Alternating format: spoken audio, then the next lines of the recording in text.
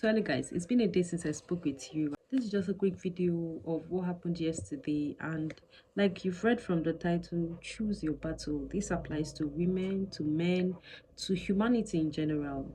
We see a lot of bitterness and hate around the world. How come, and why do we choose to fight? So something happened yesterday. For some time now I've been writing exams. So yesterday was my last paper, and I just decided to make this video so I won't forget this key lesson I learned.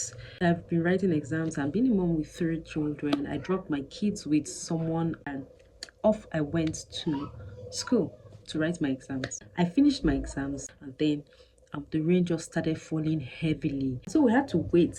It was quite an hour of waiting. We're all tired. In one weekend, I wrote 7 exams, and I'm still wondering why they set that timetable that way. Was it were the weapons fashioned against me? And then that was the previous week. Then, but just yesterday we wrote only one, 3 to 5 p.m., which is a Friday, and then I wrote the exam, and we're all waiting when the rain was falling and all that. So finally, just with the whole timing and everything, I got home. I got to where I dropped my kids really late. And when I mean really late, I mean like 7:30 p.m., which is unlike me. I'm not even outside by 6:30. So the floor was really damp, muddy, and all that. So I carried my 3 kids, that's the twin boys, and the elder one. So I was just like holding, told the other one, hold your brother. I held one of his hand, held one of the other child, and we just kept trying to beat the night so we could get home on time. And so on coming home, my husband was already home. Of course, he asked me, should I call her and go pick the kids? I said, no, just wait for me. I'm about coming. I'm just waiting for the rain. Will you enter the rain to go pick them? Let me just enter. Let me just come when the rain is over. I'll pick the kids and come home. He said, okay, fine. He stayed at home. Then I was so tired. See, my fingers were tired from writing. There are some questions that when you write an example, you can't feel your fingers, and that was just what happened. We got home. I was extremely tired. I had to quickly rush to make dinner. What do we eat? Because, like I said, it's already late in the night. And I rushed to the kitchen, and what I saw shocked me. I looked at the kitchen door. It was locked. I looked at the main door outside. That's the sitting room door. It was open, yes, obviously, because my husband was the one that opened it. And I was just like, what is this? Before I get into what I saw, have you subscribed to this channel? Please do. Now back to what I saw. I saw that my gas cooker, which I've been using for the past 7 years, which was actually a gift on my wedding day. Oh, my lovely KV family, you guys are amazing. So I was gifted this gas cooker, and I've been using it for the past 7 years. Haven't changed it, and it has this glass surface. And reaching there, it felt the glass was broken, like shattered, as if maybe they used an iron to hit it, and the glass just broke all over. I was so mad because this is not part of my budget. I have a lot. I have some school projects coming up. I have so much to do with money. I'm going to change gas. Oh my god, I was so mad. And I looked at the gas again. I noticed something. I saw the padlock my husband used to open the door. I saw it on the car on the glass, and that place was more cracked than the others. I turned to the sitting room. He was at the sitting room. I was like, Tim, why did you do this? Why? Why would you break the gas? How do you want me to be cooking now? How? Why would you break the gas? I was just so upset. He said, it's not possible. What did I do? What are you ranting about? There were actually glasses on the floor. The glass even choked my leg. So I had to like say, come and see what you did with your eyes. And he saw it. I said, look at the gas. He was so shocked. He was like, this can't be from me. It's not from me. I said, it must be from you. He said, no way, no way. I just walked away because, like, if you know me, I don't like arguing much. But I was really, really upset because I was thinking, where do I start from? Okay, so much to do. And so I just went inside my room. It came back to meet me. This can't be from me. It's not from me. It's possible. I said it did not break. Before I left the house, I left the house after you. And then I before locking the door, I came back to the kitchen to check if everything was still intact. And like everything in the house was still intact. I should have noticed it with all these broken bottles on the floor. I should have noticed it. You are the one who came here. The padlock used to open the door was on the gas, and the bottles were everywhere. It was not like, do you mean to tell me it's that padlock that will shatter this glass like this? I said, probably. He said, that means the gas is expired. Of course, we've been using it for 7 years. It's actually time to change it. Using a gas cooker for that long, that's two burner table gas. So he said that means for it to crack it, but I can assure you it is not the padlock that cracks it and everything shattered like that. And that was where got angry. I was like, how can you tell me it's not the padlock? It's your padlock I saw there. There were bottles on the floor, and you're telling me you didn't notice any of the bottles. I just kept quiet and went inside. So at that moment, I when I got inside, one level of anger came to, and that's where the topic of this discussion is coming from. When I sat down, I felt, how can this man be playing with my intelligence? One level of anger got into me, and you know what? One voice was just like, go back to the sitting room and confront him that you are playing with my intelligence. How can you tell me you don't want to break it? And that's like another voice said, that's going too far. After all, he wasn't bent on it. He was just trying to. He also was surprised that it was broken. And another voice was just like, okay, if it was broken, would he tell me he didn't notice the glasses on the floor? How can he tell me he doesn't notice it? So I was so angry. And the anger was more powerful than the still voice talking to me. So, but the still voice still mentioned to me, like, go and sleep. By daybreak, you can confront him. Since you're obviously very angry, but don't confront him this night. Don't act in anger. So I went off to my bed, slept off. I slept like a baby, like relief. I finished my exams. So I slept like a baby. And I woke up this morning.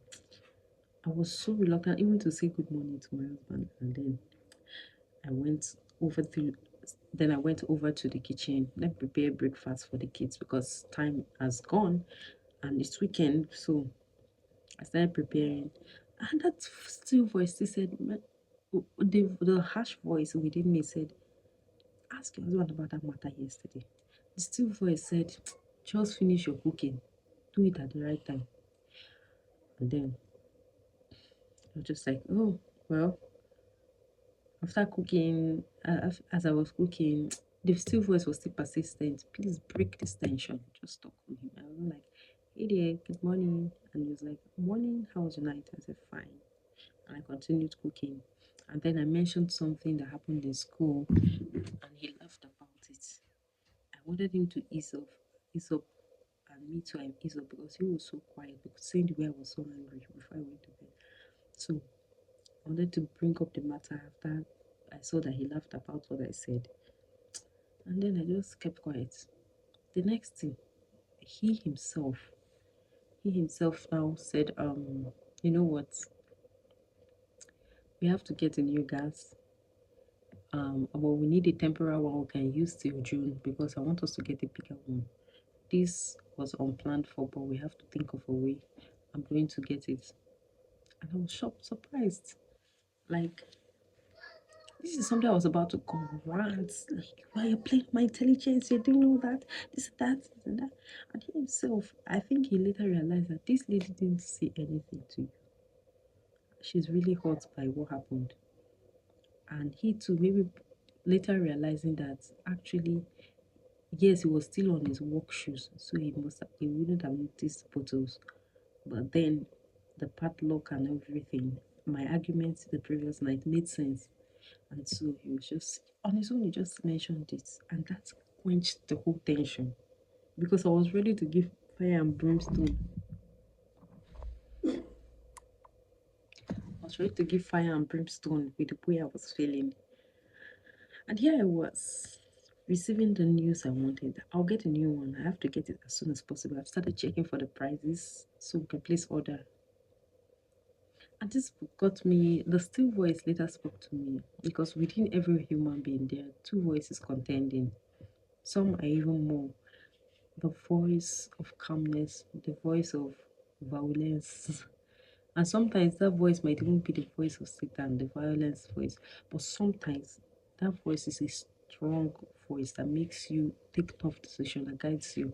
And these are all part of the beauty of God's creation.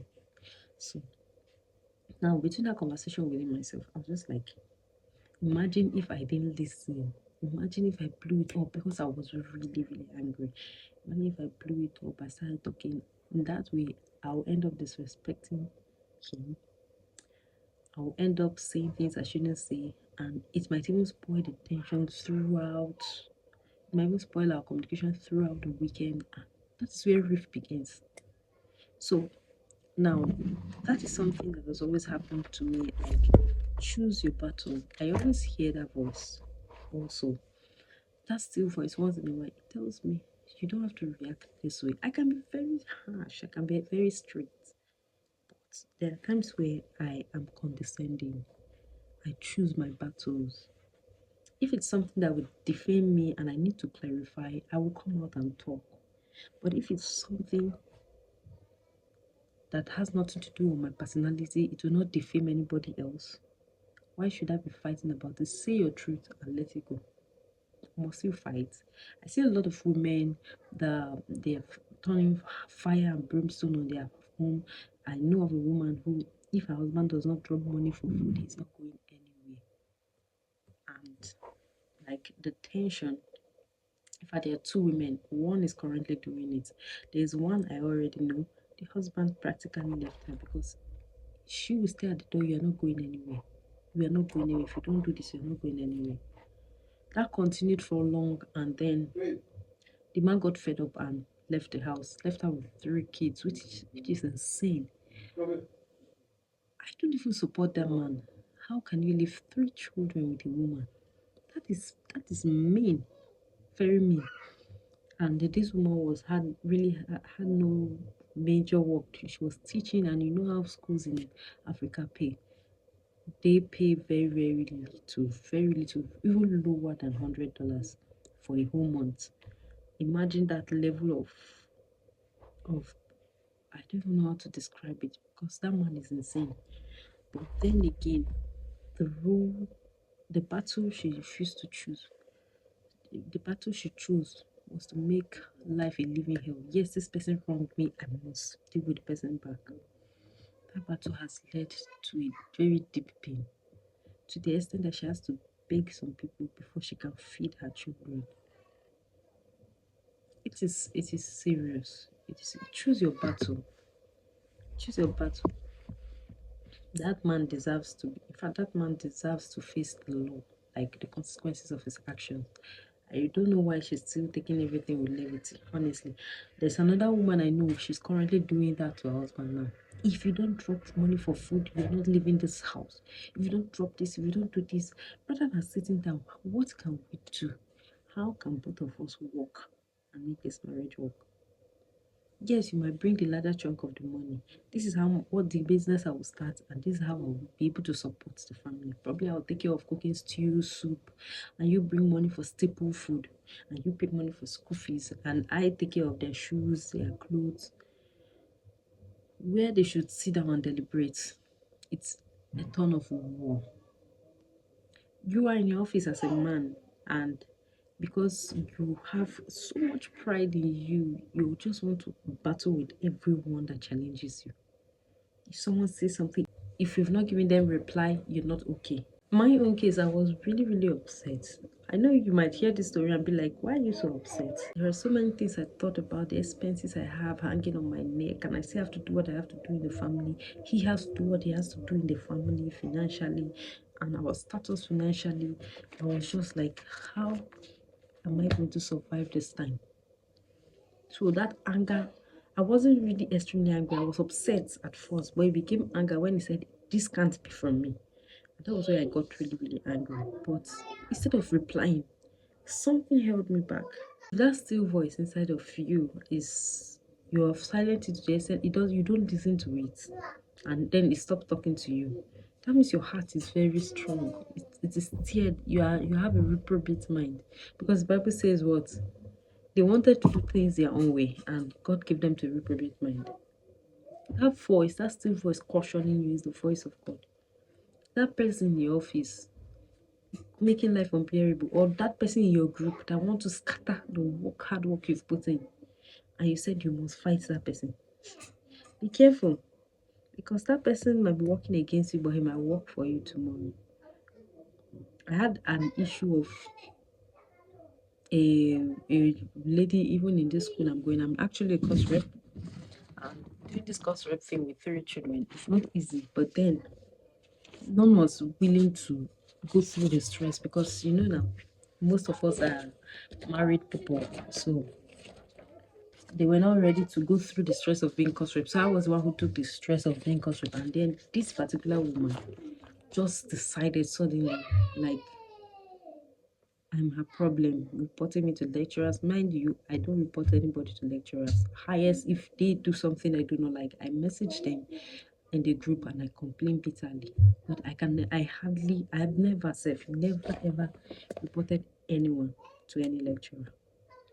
So seeing her reporting to lecturer, because some of the lecturers will actually ask me, why did you do this? This person reported you to me. I was so disappointed. It got a time I wanted to confront her in anger, but something said, don't act in anger. Do you know what the Bible says? Anger lies in the bosom of fools. So be very mindful of the decisions you take when you're angry. Because I was just like, I'm going to deal with this woman back. I'm going to confront her. I'm going to tell all the lecturers all the bad things she's done behind me.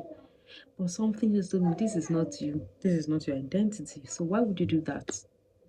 So I hope you gained something from this video. Choose your battle. It's not all battle you should fight. And yes, there are battles you should fight, especially when it's for a good cause, to rescue someone. Okay, if I ask you now, why do you want to fight the person? Because I want the person to know that I know what he's doing. Is that a good cause? But when you're fighting to clarify issue and not fight, like, this you're saying is not right. This is how things are. This is how things are. That is a good kind of battle. That's a good kind of fight. You're fighting for a good cause. But you say, I just want to tell her that I know what she's doing. I know that she's evil. What do you gain from it? Now, this woman tried to spoil so many things in my hand, and just for the past 1 week, she has been praising me all over the group, saying good things about me, and acknowledging all my efforts. And I don't know why the switch came, but one thing is obvious: I earned her respect. So please choose your battle, because that battle you're fighting could end your home, could end your marriage, could end your relationship with your destiny helper, could just disorganize your life. And I mean, when your life is disorganized at a stage, it takes years to be stable again. So please choose the battle that is right for you to fight. Thank you for watching. I'll see you in my next video. Bye. You want to snap me? I'm not snapping you. Go and sit down. It's only your face. Yes, it's only myself. My mom is snapping me. Oh yeah, excuse me. Let me concentrate on what I'm doing. Okay? Mommy, you're snapping yourself. Of course.